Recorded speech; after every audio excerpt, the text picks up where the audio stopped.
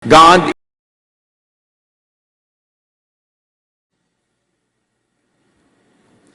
Isaiah 55, 8 to 9. The Lord says, "My thoughts and my ways are not like yours. Just as the heavens are higher than the earth, my thoughts and my ways are higher than yours." Napakataas ng Panginoon, paano aabutin? Napakahiwaga ng Diyos, paano kakayaning maunawaan? Knowing God? Is it really possible to know God? Father, we thank you that you are mysterious, that you are above us. And because of that, we are in awe of you. Father, teach us, maski man lamang kaunti, maski tilamsik ng inyong liwanag, ay makarating sa amin. At maski man lang bahagi, makaunawa kami ng inyong kagandahang loob. Father, be our speaker, our teacher, our healer. In the name of Jesus our Lord, we pray with thanksgiving. Knowing God, posible ba talaga yan? Ang usual invitations and promises, propositions of religions, know God. And usually through us. Makilala niyo ang Diyos sa aming pagpapakilala, sa aming paraan. Kaya may mga nagsasabi naman, 3 linggo pa lang nagbabasa ng Biblia, mula nang makilala ko ang Diyos. Mga presumptuous statements. Minsan nga yung asawa mo, 30 years mo ng asawa, may sorpresa pa, hindi mo pa pala talaga kilala. Tapos talaga makikilala mo ang Diyos.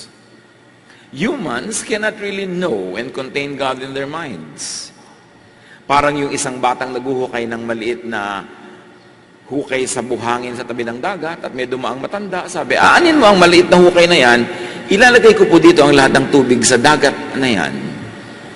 At ganyan ang ating brain, katulad ng maliit na hukay, paano mo ilalagay ang buong Diyos doon? Nahigit pa sa malawak at malaking dagat. Why is it not really possible to know God completely? Because humans are simple. Psalm 139:6, "Such knowledge is too wonderful for me, too lofty for me to attain." Masyadong kagilagilalas at mahiwaga, masyadong mataas para maabot ang hiwaga ng Diyos. God is infinitely complex. Hindi simple ang Diyos. Romans 11:33 to 34, "Oh, the depth of the riches of the wisdom and knowledge of God! How unsearchable His judgments, and His paths beyond tracing out. Who has known the mind of the Lord?" The obvious answer is no one.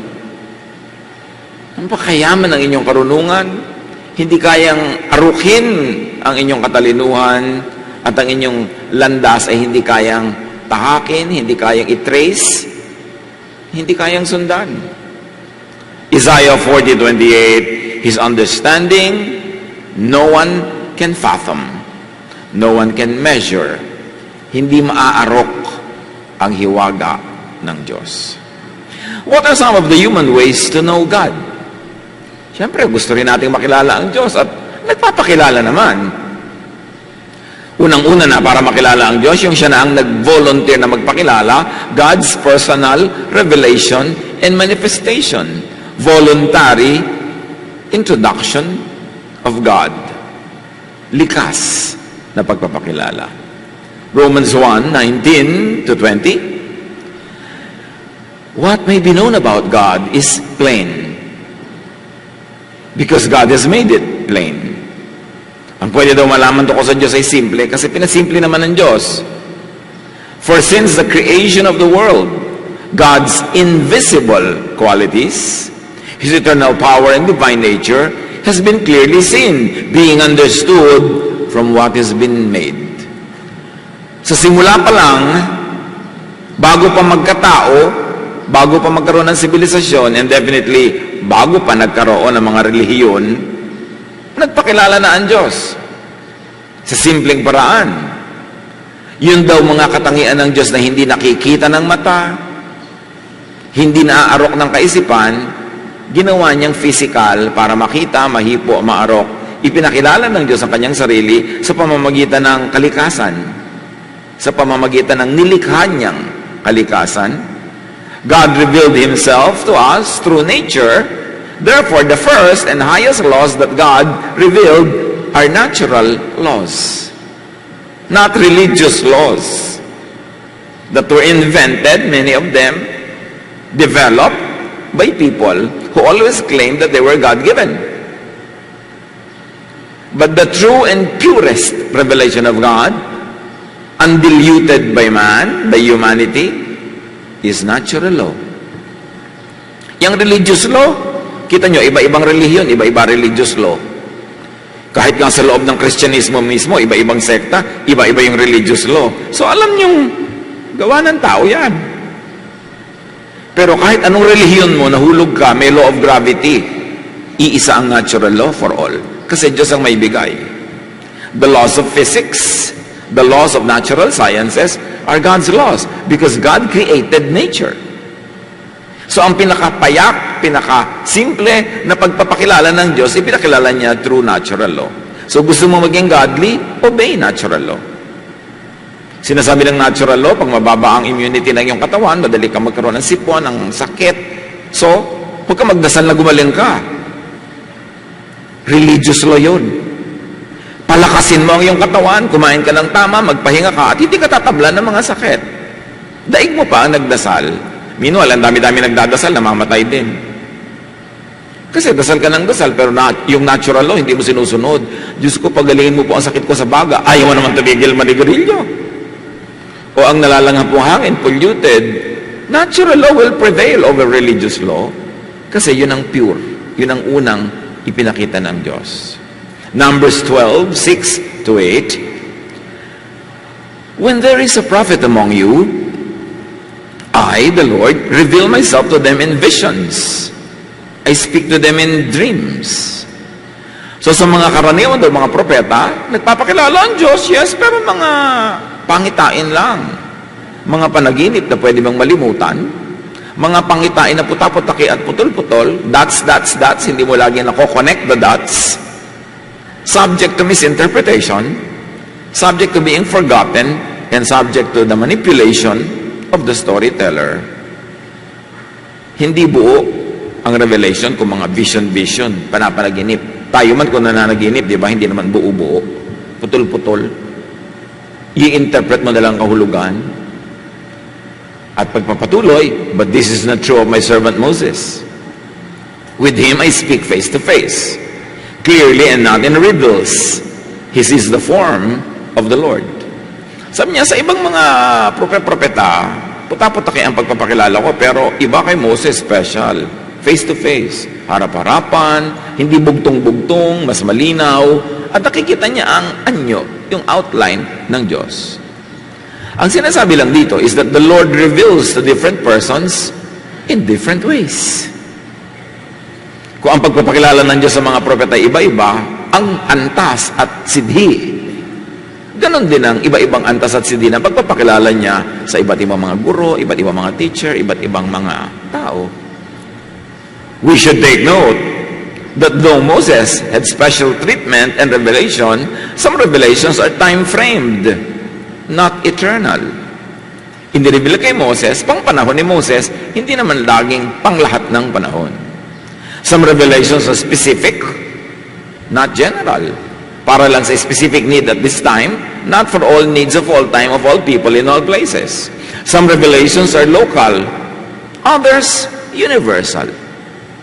Merong pang grupo lang na yun, meron namang pang lahat pala ng tao. Halimbawa, maging mabuti ka, pang lahat yun. Pero pagka sinasabi, o mga babae sa Corinth, kailangan mahaba ang buhok nyo, pang Corinth lang yun. May universal, may local. Some revelations are personal, others are communal. May revelation kay Noah, gumawa ka ng sasakyang lulutang sa tubig, pero kanya lang yun. Huwag kayong gumawa ngayon kasi hindi naman kayo ang kausap ng Diyos sa revelation na yun.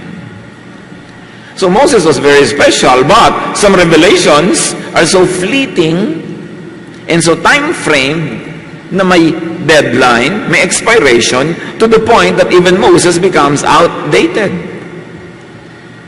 Special na nga ang revelation kay Moses, pero meron pa rin siyang expiration. Galatians 3:24-25, the law was our teacher. Was, past tense. It was supposed to teach us until we had faith and were acceptable to God by faith.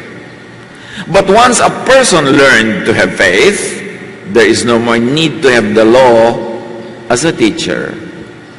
So nung dumating na ang pagpapahayag ng Diyos through faith, salvation through faith in Jesus, expired na si Moses. Kahit special siya for a certain time. And when outdated, even Moses became a problem and a hindrance. Kung nung araw, si Moses ang pinipilit daanan ng mga tao para makarating sa Diyos, nung naiba na ang revelation at nabuo, naganap sa pamamagitan ni Jesus, hindi na ngayon tulong si Moses, hadlang pa nga. Pag ipinagpilitan mong kay Moses ka pa rin dadaan, nandun na si Jesus. Kaya sabi ni Jesus sa John 5:45, don't think that I will be the one to accuse you to the Father. You have put your hope in Moses, yet he is the very one who will accuse you. Parang nililitis ka sa harap ng Diyos, kung ang abogado mo ay si Jesus, walang accusation. Absuelto, forgiven na agad. Pero pag ang ginawa mong abogado ay si Moses, ang pang-defense sa iyong sarili ay law, ang justification mo para bumalik ka sa Diyos ay law, sabi nga, no. It is Moses who will accuse you. Moses will not help you because his law condemns you. My grace, sabi ni Jesus, absolves you and sets you free. So even Moses was very special, but it had a specific time frame. It was not going to be so forever. He was very effective for a certain group of people at a certain time in a certain place, but not for all people in all places at all times. Jesus is. Human ways to know God. One is human personal experience and perception. Nakakakilala din naman tayo sa Diyos at nakakabanaag, nakakabakas sa ating human experience, but usually those that are beyond earthly means. Kasi kahit tayo tao at lupa, tayo din naman ay may espiritu na kaya din nating makaunawa ng mga bagay na espiritual na lampas sa pagkalupa. Pero kailangang maingat, masusi at sensitive. 1 Corinthians 2:12-13, what we have received is not the spirit of the world, but the Spirit who is from God. So may spirit na earthly lamang, may spirit na galing sa Diyos, yun ang makakapag-angat ng iyong pagkakilala sa Diyos, na malampasan mo ang iyong pagiging lupa lamang. This is what we speak, not in words taught us by human wisdom, but in words taught by the Spirit, explaining spiritual realities with Spirit-taught words. Ang mga bagay na makadiyos ay mataas. Hindi yan pwedeng maintindihan sa mga bagay na makalupa lamang na mababa. Kaya ang tao, bagamat mababa at lupa, meron din siyang taas dahil may espiritu din siya. At maiintindihan lang niya ang espiritu ng Diyos kung ang aandar sa kanya ay hindi yung lupa sa kanya, kundi yung espiritong nasa kanya rin. And God can be understood by humans, not in human terms, but only in spiritual terms. And thank God, because we are not only flesh, we're also spirit. Na hiningahan ng Diyos ang tao, sangkatauhan, at binigyan niya ng bahagi niyang espiritual. John 1:18, no one has ever seen God, meaning no one has ever understood God, but the one and only Son has made Him known. Wala daw talagang lubos na nakakilala sa Diyos, kahit ilinya mo lahat ng propeta sa Biblia. Walang lubos na nakakilala, puta-putaki, kapra-kapraso. Pero merong isang lubos na kilala ang Diyos at nagpapakilala sa Diyos sa atin, at yun ang kanyang anak na si Jesus. So kilalang-kilala ng anak ang Ama, pero salamat dahil ipinapakilala sa atin ng anak ang Ama. Wala tayong diretsong pagkakakilala sa Ama, pero sa pamamagitan ni Jesus, nakikilala natin yung gustong ipakilala ng Ama. Siyempre, hindi naman lahat din ang makakalaman natin tungkol sa Ama through Jesus. Yun ang buong-buong Ama. Kundi yun lang bahagi ng Ama na niloloob niyang ipakilala sa atin through Jesus. The Son, in turn, reveals the Father to whomever He wills. Through the Son is the only way to see the Father. All other images of God, presented by all others, must be screened through the Jesus filter. Mahalaga ang Jesus filter. Lahat ng sinabi ni Moses, sinabi ni kung sino-sino tungkol sa Ama, kailangang salain kay Jesus. Dahil si Jesus ang ganap at buong pagpapakilala ng Ama. May mga kinilala at may mga naalam at inalam ang mga tao noong unang panahon tungkol sa Ama na iniba na ng Panginoong Jesus sapagkat hindi na yun ang hinihingi ng panahon, ng mga pangangailangan ng tao sa ibang panahon at sa ibang lugar. Kaya kung sobrang higpit noon ang pagpapakakilala ni Moses sa Ama, dahil sila nasa disyerto, wala silang tunay na tahanan, wala silang teritoryo, ang daming panganib, sobrang higpit para hindi sila sumabog, hindi sila maubos ng mga ahas, hindi sila mamatay sa guto, mahigpit na mahigpit. Pero naiba na ang panahon, hindi na iba ang Diyos, hindi na iba ang pagmamahal ng Diyos, pero iba na ang pakikitungo niya sa mga tao sa ibang panahon. At yun ang nilinaw ni Jesus. Sabi niya, kung kay Moses pa kayo aasa, hindi na yun, andito na ako eh. Siya ay substitute for a while, pero hindi panghabang panahon. Dapat yung maintindihan na ngayon, ang pagpapakilala ng Ama ay yung version ni Jesus. That God is good, God is kind, God is Abba, Father, that God is forgiving and loving. Hindi na yung super strictong ipinapakilala noong unang panahon na kailangan kasing sobrang disiplinahin ang mga tao dahil yun ang hinihingi ng pagkakataon noon. Some of the Son's recipients may also pass the revelation to others. Di ba?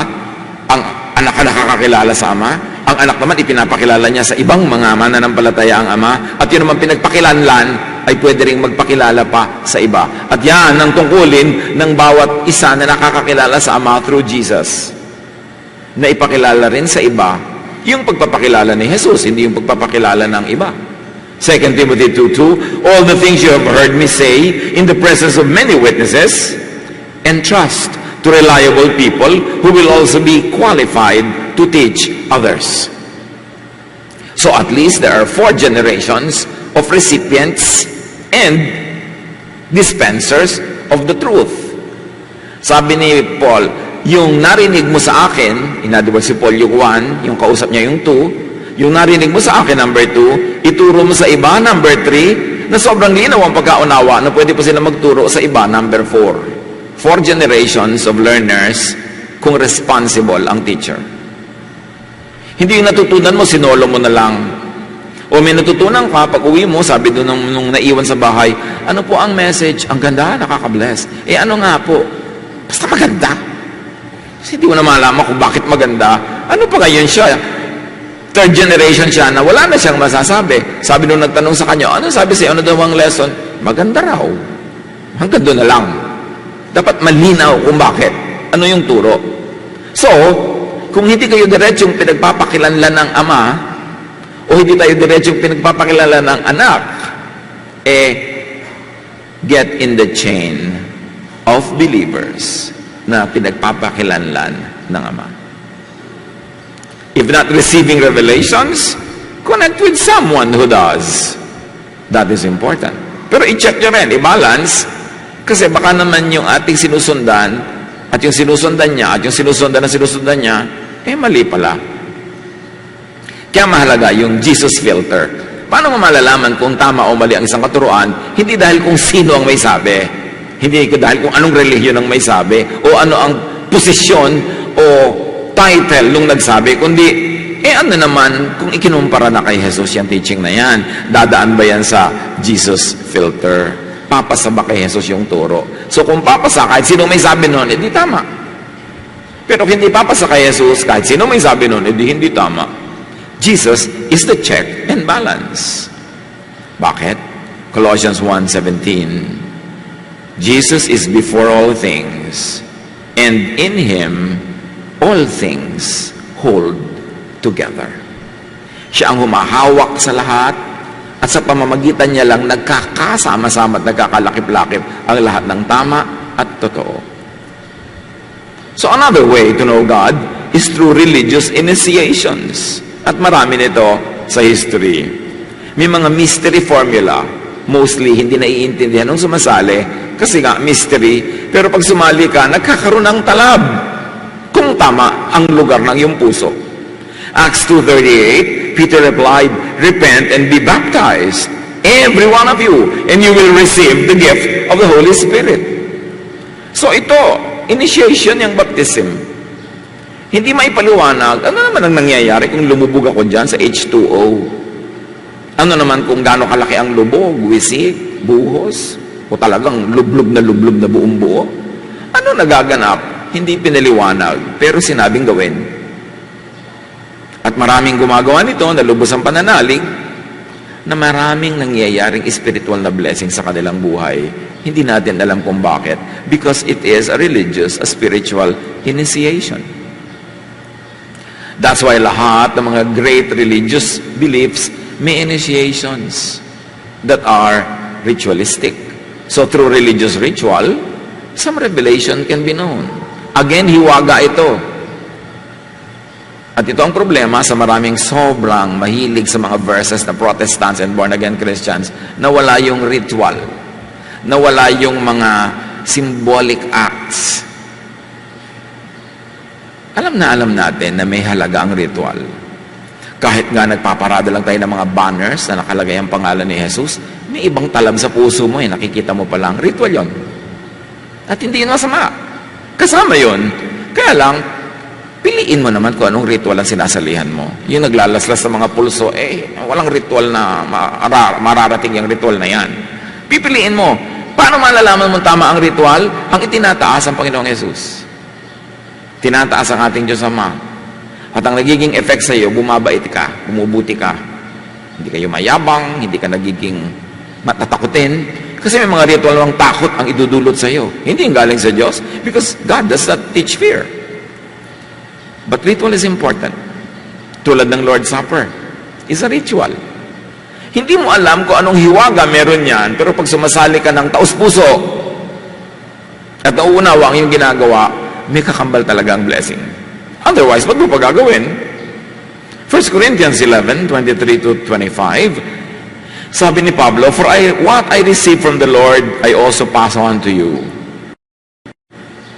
The Lord Jesus, on the night when he was betrayed, took bread. And when he had given thanks, he broke it and said, 'This is my body, which is for you. Do this in remembrance of me.' In the same way, after supper, he took the cup, saying, 'This cup is the new covenant in my blood. Do this whenever you drink it in remembrance of me.'" So we do the Lord's Supper. May mga churches every week. Meron every month, meron every quarter, meron every year. Hindi naman talaga inutos kung gaano kadalas Pero ang mahalaga ginagawa na tama ang intensyon, nasa tamang lugar ang puso, at meron talagang hiwagang nagaganap. Hindi pinaliwanag kung bakit. Kasi hindi naman lahat pinapaliwanag, hindi naman lahat kayang maintindihan. Acts 2:42, "They devoted themselves to the apostles' teaching and to fellowship and to the breaking of bread." There's another human way to know God. It is through religious theologies and teachings. Yung iba naman, puro na lang dito, puro theology, puro teaching. Wala nung ritual, wala nung mga revelation, walang pag-observe ng natural law, kulang. Matthew 13:34-35, Jesus spoke all these things to the crowd in parables. "I will utter things hidden since the creation of the world," sabi ni Jesus. But many could not even understand the parables because not everybody was meant to understand. Not everybody had the heart to understand. Kaya yung mga ibang nagtatanong, humahabol-habol kay Jesus, "Pakipaliwanag naman po kasi hindi namin naintindihan."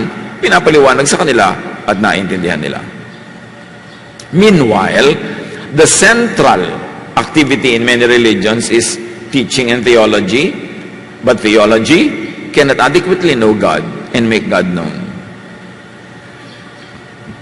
Nagkasundo na ba lahat ng mga theologians sa daigdig? Huwag na nating iba-ibahing religion. Christian theologians na lang. Nagkakasundo ba ang Catholic at Protestant theologians? Sa loob na lang ng mga born-again churches, nagkakasundo ba mga born-again theologians? Hindi. So dapat magduda rin kayo sa theology. Importante yan. Pwede yung makapagbukas ng pinto sa karunungan, pero pwede rin yan na magsara. Again, if i-filter mo sa Jesus, filter yung theology. Because theology uses only all two human faculties, perception and reason. Ang Diyos, di ba, sabi nga, ang taas, pero pag nag-theology na, ibinababa ang Diyos sa lupa para maintindihan ng mga taga-lupa, pero kumisan sobrang baba na mali na.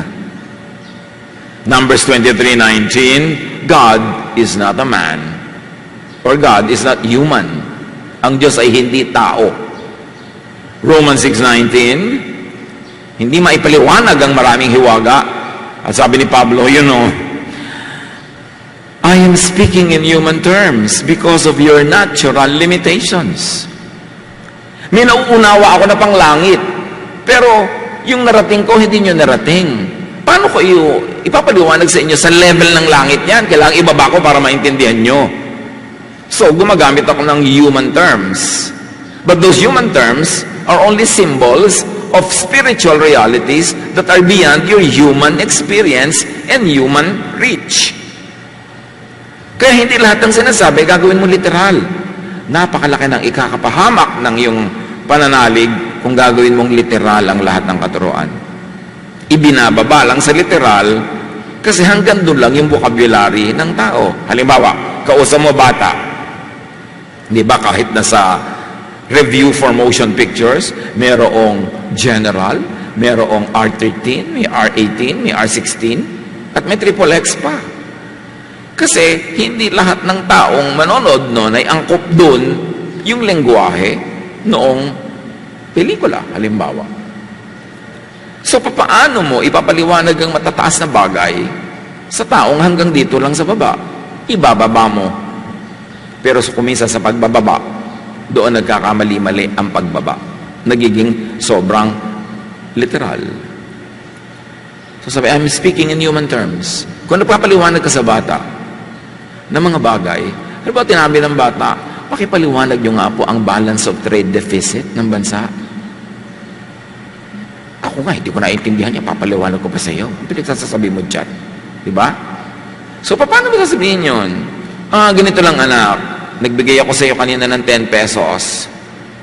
Baon mo sa school, pero yung gusto mong bilhin, 15 pesos. May deficit ka. Yun. So, naibaba mo, pwede niya maintindihan. Pero hindi lahat pwedeng ibaba na ganun.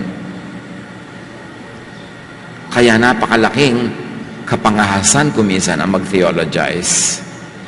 Tapos, dogmatic ka pa. Kala mo yung theology mo, yun ang kaisa-isang tama sa mundo. Maraming napapahamak. Because God's way, God is way above and beyond human faculty, perception, human context, and inspiration. Lampas. Ecclesiastes 8:17, no one can comprehend what goes on under the sun. Despite all their efforts to search it out, no one can discover its meaning. Job 26:14, these are but the outer fringe of his works. How faint the whisper we hear of him. Who can understand the thunder of his power? Sabi, ang mga nauunawa natin nakikita, gilid-gilid lang, sulok-sulok, laylayan lang ng gawain ng Diyos. At napakahina ng mga anas niya para marinig nating lahat. At nakatutulig naman ang kanyang mga dagundong ng kulog kung nilalakasan niya ang kanyang tinig. Kaya humina at lumakas man ang tinig ng Diyos, di natin maintindihan ganap. Beyond our comprehension. Isang halimbawa ng pag-humanize ng divine, pagbababa sa lupa ng mga bagay na makalangit. Matthew 22:25-30. Once there were 7 brothers who had lived here. Sabi ng mga tao kay Jesus, The first one married but died without having any children. So his wife was left to his brother. Pinakasalan ng susunod na kapatid. The same thing happened to the second and third brothers, and finally all the 7 of them died, leaving this woman a widow. At the last, the woman died.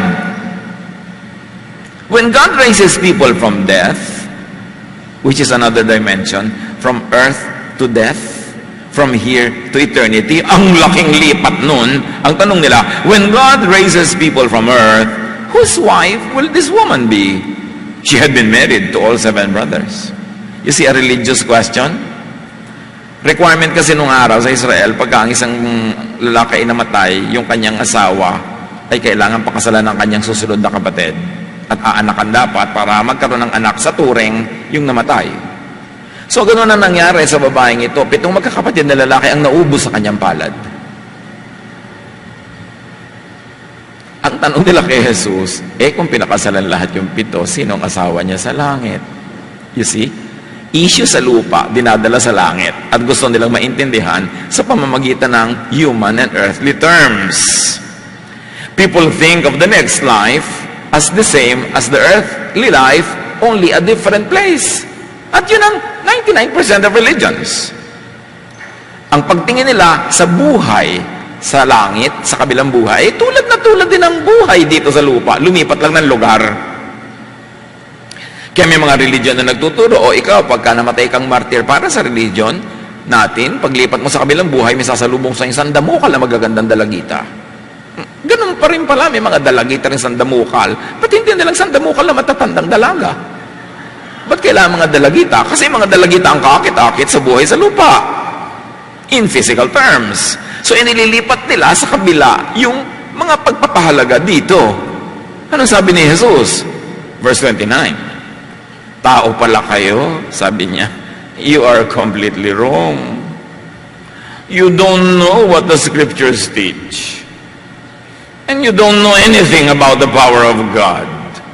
When God raises people to life, they won't marry. They will be like the angels in heaven. Talinghaga yon, hindi ibig sabihin magkakapakpak ka rin, lilipad-lipad. Sabi niya, iba doon. Iba na.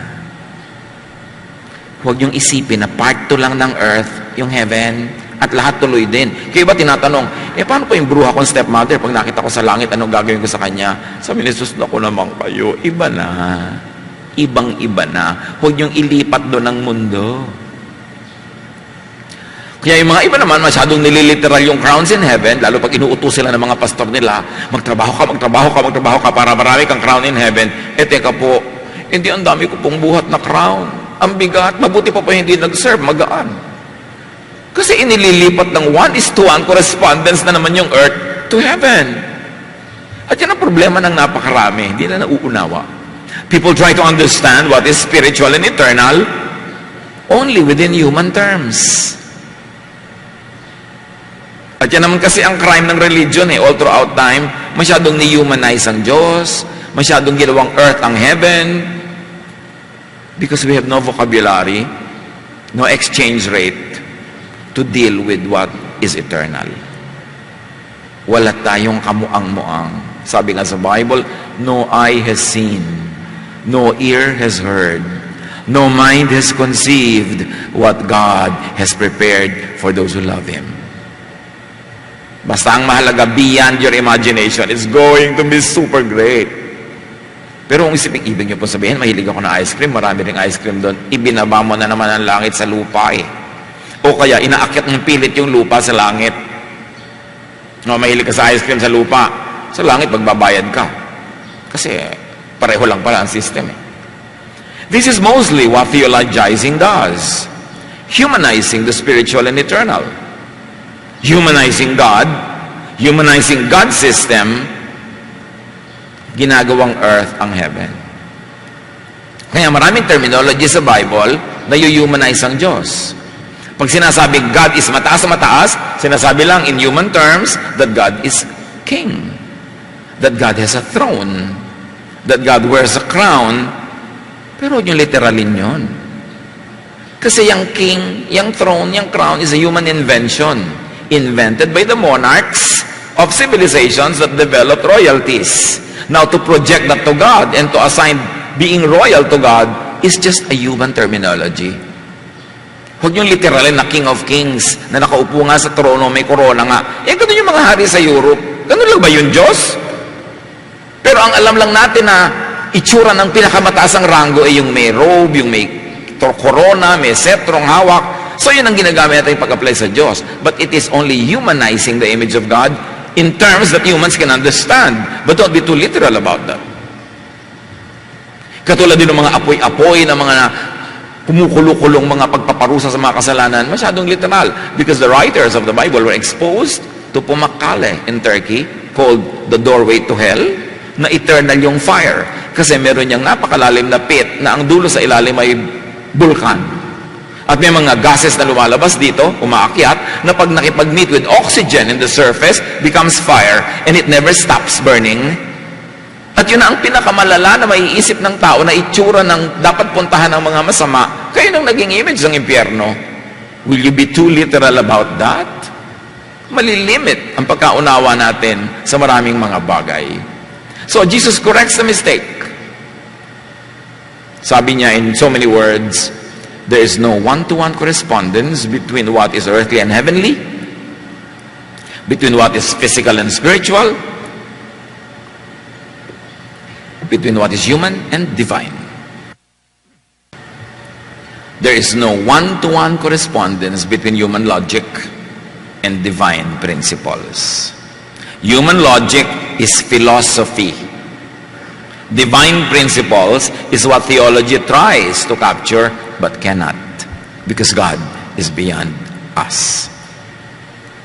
Ito na naman yung pagpapay-human sa example, kasi walang ibang human terminology. Acts 7:49, sabi ng Diyos, heaven is my throne, and the earth is my footstool. What kind of house will you build for me? In what place will I rest? Again, hindi ka pwede maging literal na nakaupo nga yung Diyos sa trono. Ang ibig sabihin lang niya, yung trono na pinakamataas na posisyon sa human society, upuan lang yun ng Diyos. Yung heaven, upuan lang niya. Ibig sabihin, lampas pa siya sa heaven. Hindi heaven ang the end. Upuan pa lang niya. At sabi yung earth, na yan ang pinakamalaki niyong alam, yan ang pwede niyong puntahan, sa dinami-rami ng alam at kaya ng tao, sa buwan pa lang naman nakapaglakad, ang lapit pa nun, pag tinignan mo yung drawing ng buong Milky Way, hindi pa malayo ang nararating ng tao. Pero sabi niya, yung earth na yan, na everything nyo na, tugtungan lang yan aking paa. Pero huwag kang maging literal na parang haring may tungtungan ng paa, may trono. Pagpapakilala nyo ng kadakilaan niya na yung pinakamalaking bagay sa inyo, microscopic lang yan sa akin. It's a figure of speech. So, heaven can wait. Hindi natin kayang maunawaan dito ang langit. Heaven can wait. Let heaven wait. Meanwhile, while on earth, bring down a piece of heaven to earth. So, ang tunay na spiritual na relihiyon, hindi lang yung puro langit ang iniisip at wala ka nang ginawa kundi puro pang langit. Dapat gawin mong langit ang kaprasong lupa mo ngayon. At nagiging langit yan sapagkat ang tunay na langit sa lupa ay ang iyong isip. Pag dyan nakatira si Jesus, may langit ka. Kaya ang gusto ni Jesus, magkaroon tayo ng langit. Ano yung langit? Rest, peace. Subukan yung maligalig, matakot, nervyosin. Alam nyo na impyerno nasa loob ng utak nyo. Pero pag kayo natahimik, napayapa, sumigla, alam nyo nandun yung langit sa inyong isip. So yung pag-iisipin yung langit na ang layo-layong hindi natin kayang maintindihan. No eye has seen what God has prepared for those who love Him. Hayaan na natin, pagdating natin doon, tsaka natin maintindihan, pero ang atupagin natin yung ngayon. Kaya, Thy kingdom come, Thy will be done on earth, in my mind, as it is in heaven. Kaya dapat tayo maging Jesus-centered. Kasi si Jesus na nagbibigay ng rest, ng pahinga, ng love, ng joy. At pag si Jesus na naghahari sa ating buhay, advance party na yun ng heaven in your life now. And because you cannot understand heaven now because of your earthly limitation, focus on your earthly life and turn it into heaven, and the lives of many other people, turn them into heaven, bring the Lord to them so that they too will enjoy the benefit and love of God through Jesus. Hindi puro kalangitan na pinag-iisip, tapos yung buhay dito. Bakit po ang payat-payat nyo na tita? Sabi ko, no? Bakit po perdible yun ang belt nyo? Ang liit na ng waistline nyo, tita. Hindi na ako kumakain, anak kasi lahat ng pera ko binibigay ko sa heavenly work. Aba, tita, mahal kayo ng Diyos, kailangan naman kumain kayo na masarap dito. Kasi sa heaven, iba na yung putahe. Hindi na tayo babalik dito. Yung sobra kasi yung iba na nabe-brainwash ng religion, wala nang ginawa kundi magsakripisyo para sa langit. Ibinigay na nga sa atin ng Diyos ng walang bayad through Jesus. Hindi natin nauunawa, nasasayang ang mga panahon natin sa pagiging relihiyoso na hindi nalulubos, hindi nagaganap yung pagpapalang gustong ibigay ng Diyos at tanggapin natin sa buhay na ito. So sabi ng Diyos, what house will you build for me? Kasi sa Israel, gumawa sila ng templo at sinabi na, ito ang bahay ng Diyos. At sabi ng Diyos, what house will you build for me? What building will you build for me? Because the house is a building. Man-made house for God is an idol. Ito itsura ng Diyos. It is an image. And the house of God that many people build is also a house for thought, meaning theology. Ito ang Diyos, ito siya, itilalagay sa loob ng utak mo. Di yung utak mo ngayon ang nagiging bahay ng Diyos. Sabi niya, what house will you build for me? No one can contain me. Buong lupa nga, tungtungan lang ng aking paa, buong earth. Buong heaven nga na pinakamataas sa inyo, upuan ko pa lang. How will you presume that you can make a house for me? Paano nyo ko ilalagay sa isang physical house at pagkasyahin ako doon?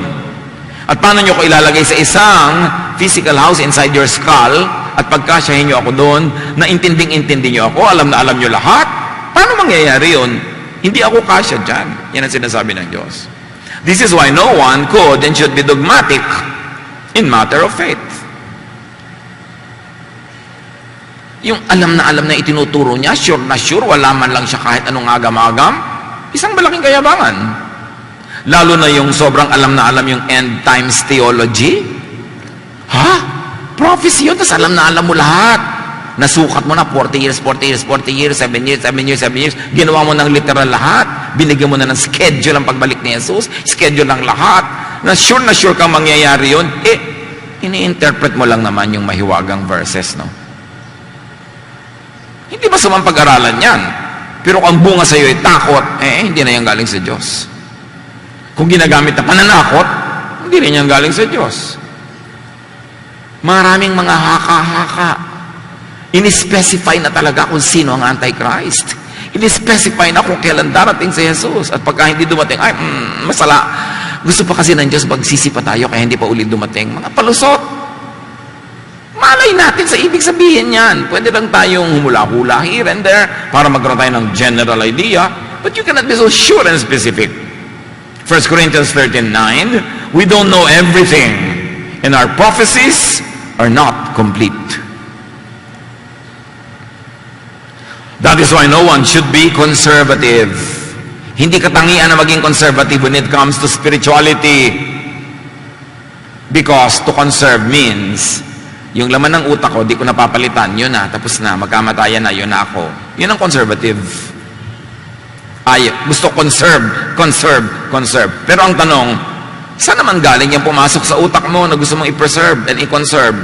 Baka galing sa kotsero, baka galing sa barbero, baka galing kay Aling Tekla, kay ganito, kay ganon, na narinig lang kay Mang Kepweng. Kung kani-kanino na nanggaling mga karunungan na minana mo at ang nilulun mo ng buong buo at ngayon lalaba ka ng patayan para maging conservative, sure ka ba na tama yan?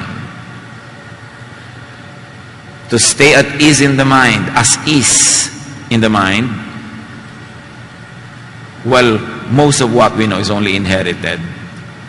Gaano karami sa atin, mga kapatid, na yung alam natin sa ating spirituality, mga doktrina natin ay bunga ng ating pag-iisip, pagre-research, pananalangin, panunuri, o namana lang natin kay Aling Tekla. Nadinig mo lang kung kanino, yun ang ngayon ang ilalaban mo ng patayan. Sinuri mo na ba? Pinakinggan mo na ba? A true God seeker cannot be conservative because learning is dynamic and progressive. Anong ibig sabihin ng learning? Yung dati kong alam, itatapon ko na kasi may nalaman na akong mas mataas, mas bago, at mas tama. Pero kung dati ko nang alam, hindi ko ito papalitan, magkamatayan man, yun ang conservative. Paano lalago ang conservative? You need to go beyond inherited thought You need to go beyond inherited theology. Kasi paano kung ang sinusundan mo pala, isa lang blind. You become a blind, following another blind, kahit 5,000 taon na, yung relihiyon nyo, kayo nangunguna, blind, hindi blind pa rin kayong lahat. Mahalagang mag-aral, manalangin, manuri. Ang panunuri sa theology, ang pagbabasag ng mga dating doktrina ng laman ng ating utak ay hindi ibig sabihin unfaithfulness to God. Because sometimes when you break images made by religion, that is faithfulness and high service to God. And those images are not always human figures pretending to be an image of God. False images of God could also be false theologies, false beliefs, misrepresentation of God. So pagka yung mga dati mong paniniwala ay nabubuwag, natitibag, hindi ibig sabihin nun magigilty ka na at tatakot ka na sa Diyos. Kasi kung minsan yun na ikinatutuwa ng Diyos, sige anak, basagin mo yung mga batong imahen kung saan ikinulong ako sa loob ng mga tao. Basagin mo na makawala ang aking espiritu at makilala mo ako talaga. So hindi tayo dapat matakot magbasag ng mga dating paniniwalaan kasi yung totoo at galing sa Diyos, anumang basag ang gawin mo ay hindi mo mababasag, mananatili yon. Ang takot mabasag, ang takot makanti, ang takot na magalaw, yung false kasi sila ay madudurog pag natapunan ng liwanag ng katotohanan. Those who hold the truth must never be afraid to get it examined under the light. At hindi tayo dapat matakot na ipa-examine sa light ni Jesus ang mga dati na nating paniniwalaan dahil makakatulad tayo ng mga kausap niya. Sabi niya, ay naku naman kayo, maling-mali kayo, hindi nyo naiintindihan ng Diyos, pero religyoso kayo. Dapat tayong mag-grow. And do you know what it means to grow? You have to outgrow something to grow into something else. You cannot be conservative if you are a truth seeker. You cannot protect your truth if you like the greater truth to be revealed. Because if your truth is really the greater truth anyway, it will prove itself to be, and so you don't need to be insecure for it. Karamihan ng pagkakaluwal sa mas maliwanag, mas maningning na katotohanan ay pagdaan muna sa isang madilim na lugar. Parang isang batang isisilang, isang sanggol, secure na secure siya sa loob ng sinapupunan, everything is alright, everything is perfect, pero para siya isilang sa lupang maliwanag, dapat siyang dumaan sa uterus. Dapat siyang dumaan sa napakasikip na daan at napakahirap na pamamaraan ng pagkakaluwal, pero doon lang ang paraan para siya iluwal sa mundong ibabaw. Ganon din ang mga utak na nakakulong sa isang stage of consciousness. Huwag kang matakot na dumaan sa isang masikip at madilim na daan para kailuwal sa isang mas maluwalhating liwanag. Dumadaan doon. Pero hindi ibig sabihin nun, unfaithful ka sa Diyos.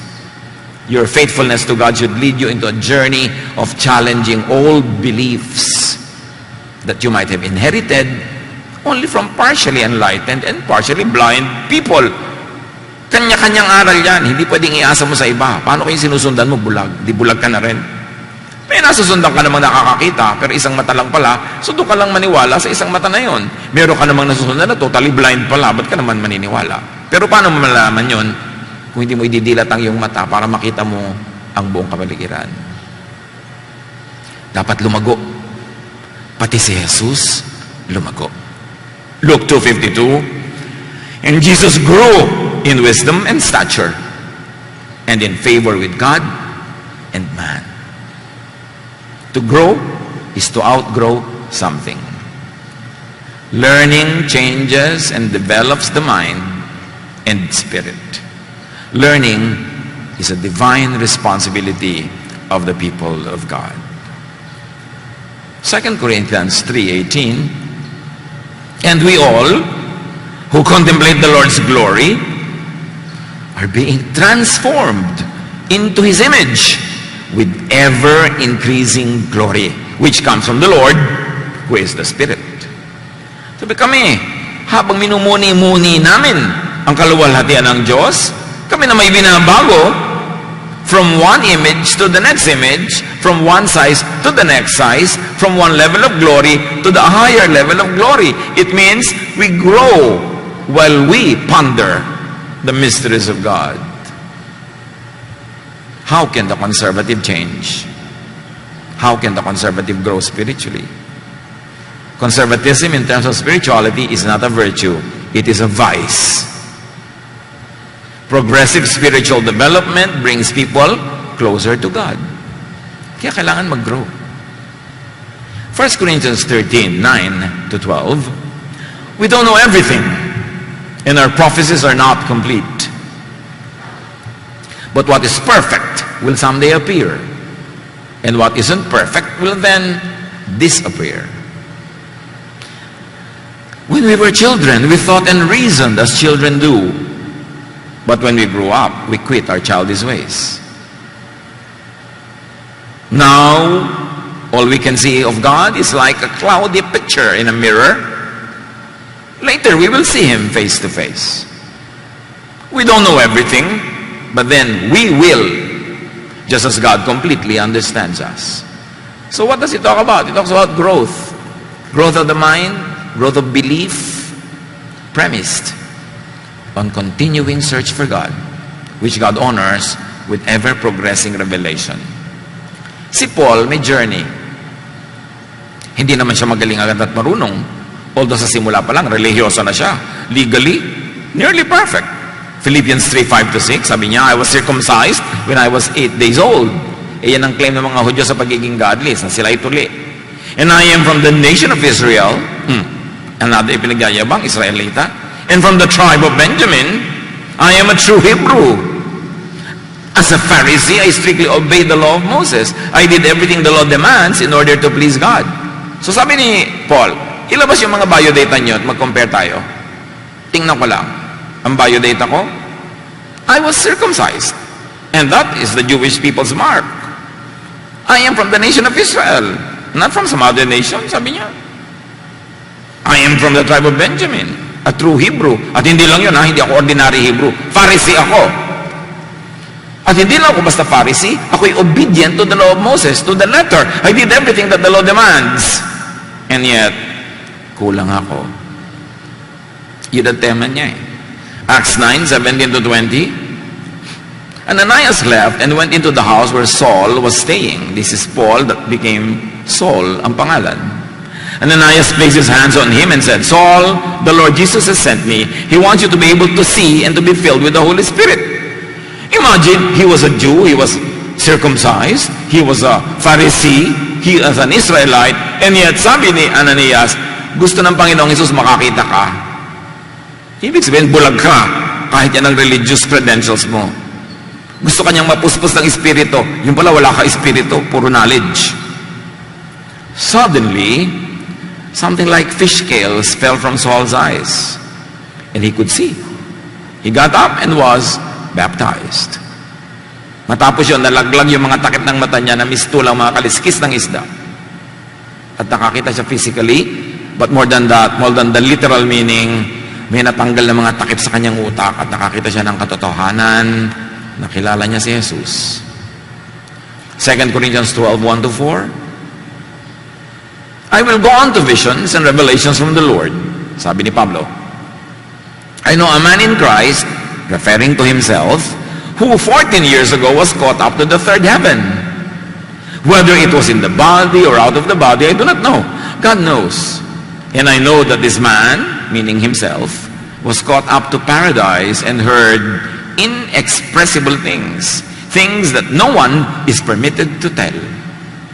So sinasabi ni Pablo, alam niyo ako, dinala ako ng Diyos sa ikatatlong palapag ng langit. At doon ko nadinig ang mga hindi usually nadidinig. Doon ko nakita ang mga hindi na pagkikita.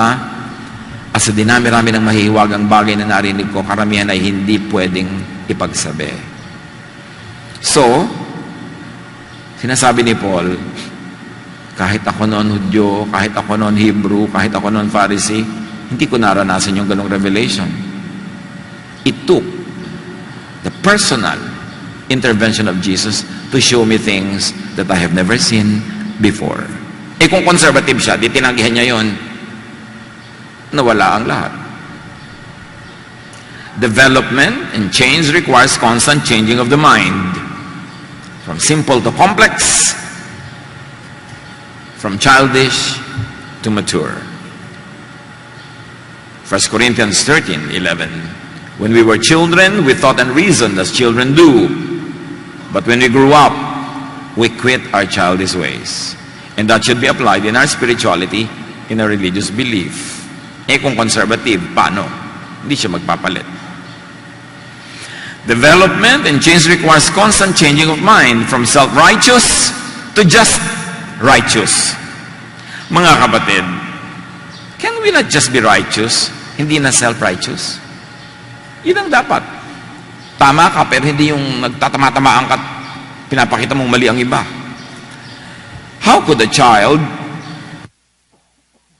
a learner, a seeker, who is still in the journey towards glory, be sure of oneself?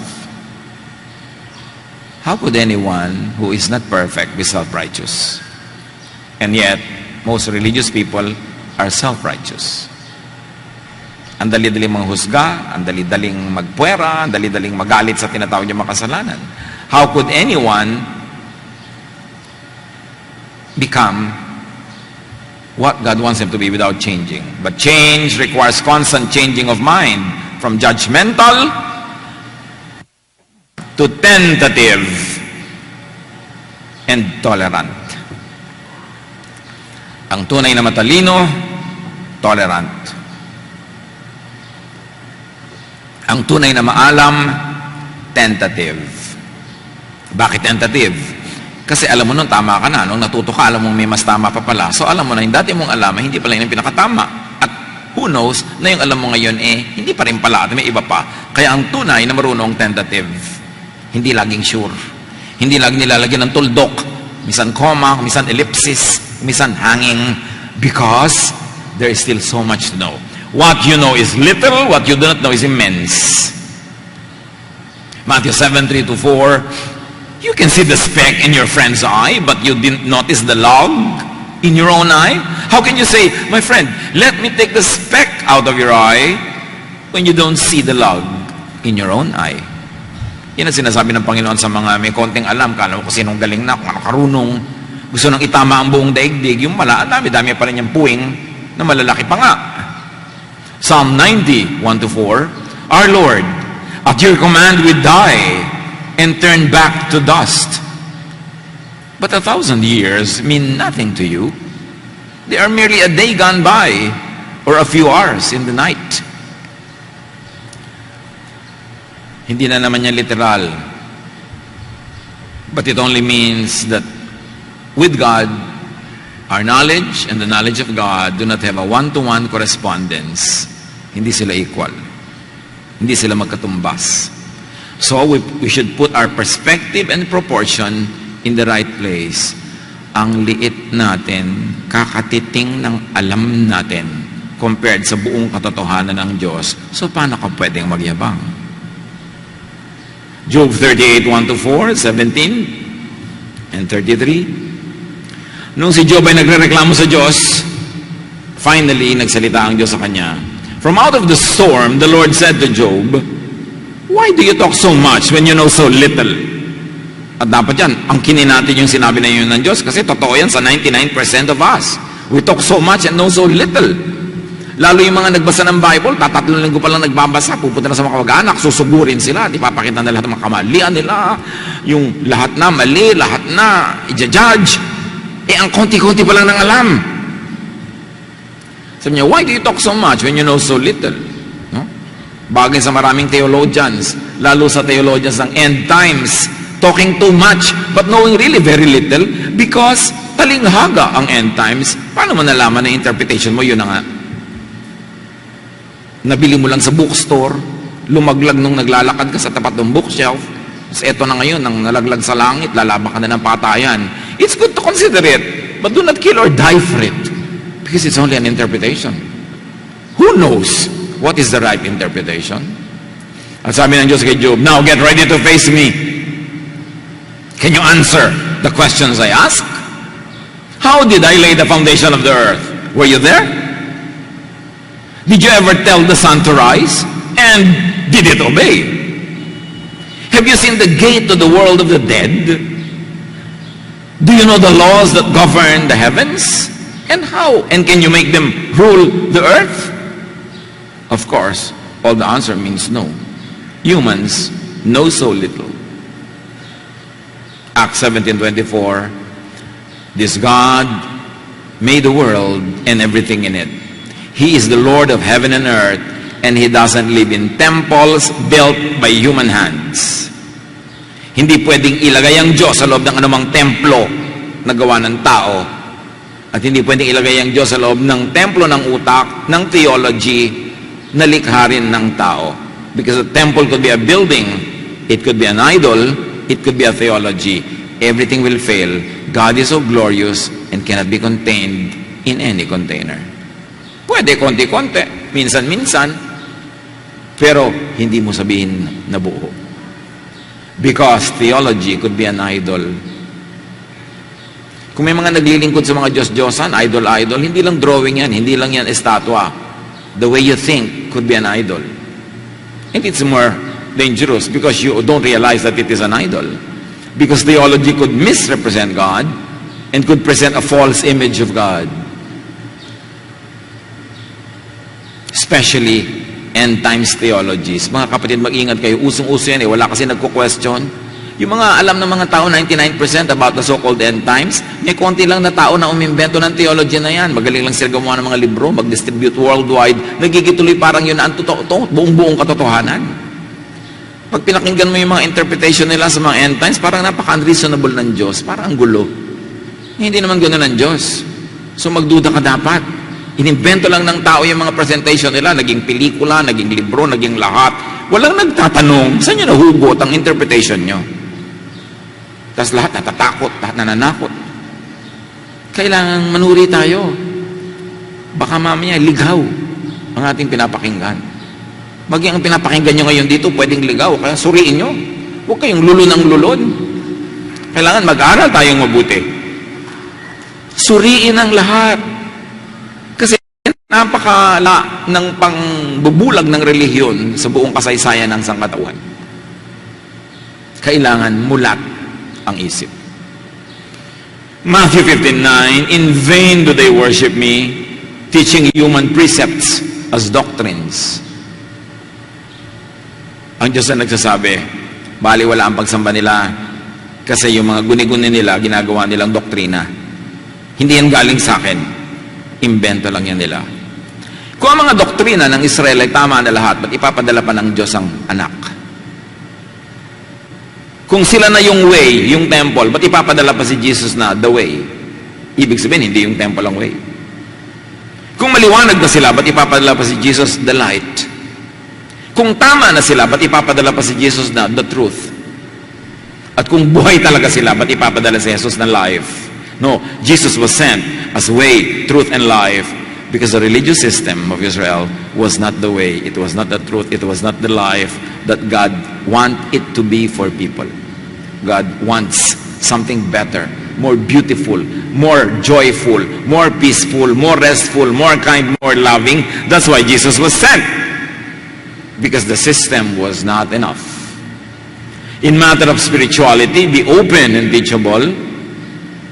And very importantly, be tentative. Merong mga nag-Bible school, 10 units pa lang ang na-earn, ang ihambog-hambog na. Parang alam na lahat. Pero pag tinignan mo yung mga exam sa school, masangawa pala siya. Tapos akala mo kung gano'n na karami yung natutunan. At kahit ka pa perfect ang score sa grading, isa pa rin paghuhula yung mga theologies na yan.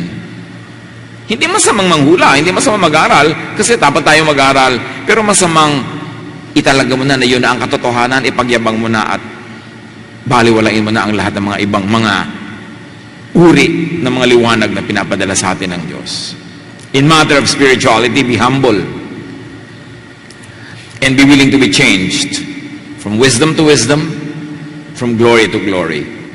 John 3:3, Jesus replied, I tell you for certain that you must be born from above before you can see God's kingdom. Dapat ka magbagong loob, dapat ka maghunos dili, dapat ka mag-iba na ng pananaw para mo makita ang paghahari ng Diyos. Ibig sabihin, hindi pwede yung old way. Kaya tinatawag, you must be born again. And again, the meaning of the born again was oversimplified, turned into a formula. At akala mo, pag ginawa mo yun, ay na-born again ka na nga. Napakalalim ng kahulugan yan.